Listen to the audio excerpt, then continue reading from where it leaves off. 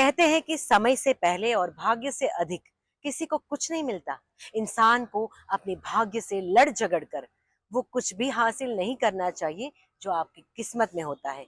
यदि आप ऐसा करते हैं तो आपको दुख के अलावा कुछ नहीं मिलता।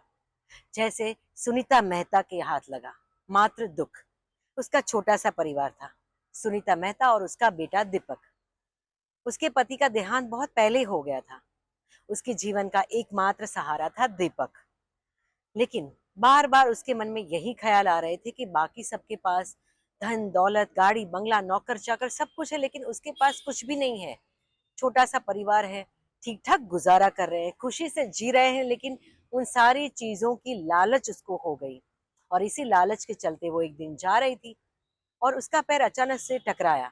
उसने देखा कि नीचे एक बॉक्स पड़ा है, जिस बॉक्स में 4 चिट्ठी थी। पहली चिट्ठी में लिखा था कि आपकी ये 3 चिट्ठियां एक एक विश पूरी करेगी। ये पढ़ते ही उसमें लिखी हुई सारी चीजें गायब हो जाती है। उसने पहली चिट्ठी खोली और उसमें लिखा था कि अब आपने चिट्ठी खोली है तो पहली विश आपको अभी इसी वक्त मांगनी पड़ेगी, वरना ये पूरा फ्लॉप हो जाएगा। मतलब कि ये चिट्ठी काम नहीं करेगी। वो घबरा गई, हड़बड़ा गई कि अब तो मुझे विश अभी मांगनी पड़ेगी। ऐसा नहीं कि घर जाके सोच के आराम से मैं अपनी विश मांग सकती हूँ। तो हड़बड़ी में उसने बोल दिया कि मुझे 5 करोड़ चाहिए। मांग तो दिया, फिर उसको लगा कि मैंने सही किया कि गलत किया। तो पर यही सोच सोच में वो घर चली जाती है और देखा कि चिट्ठी में से लिखा हुआ सब कुछ मिट जाता है। मतलब कुछ चमत्कार जैसा तो हो रहा है।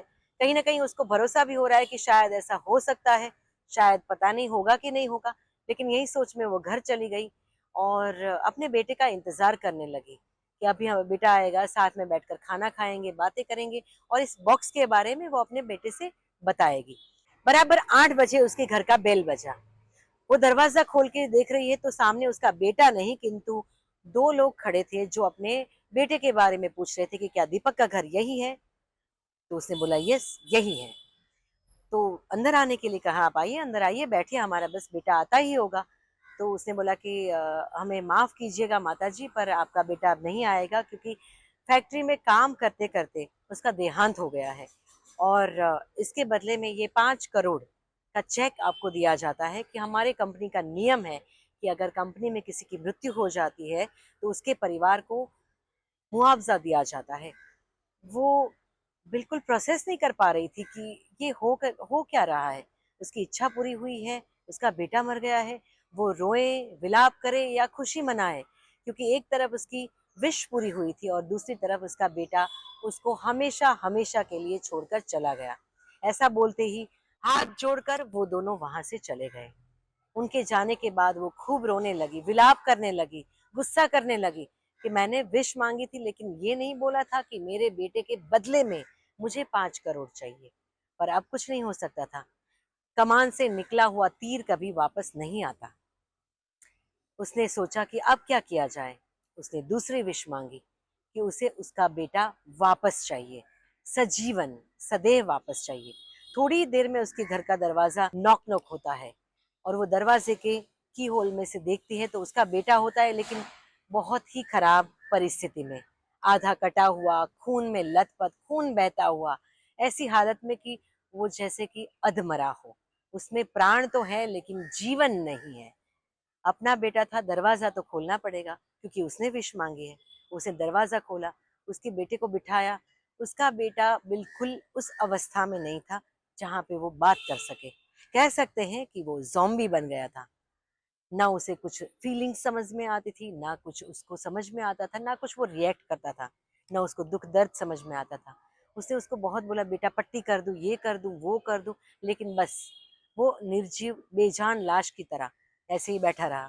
उसको वो घंटों देखती रही और उसने बोला कि अगर ये ठीक नहीं हो सकता तो ऐसे जीवन का क्या।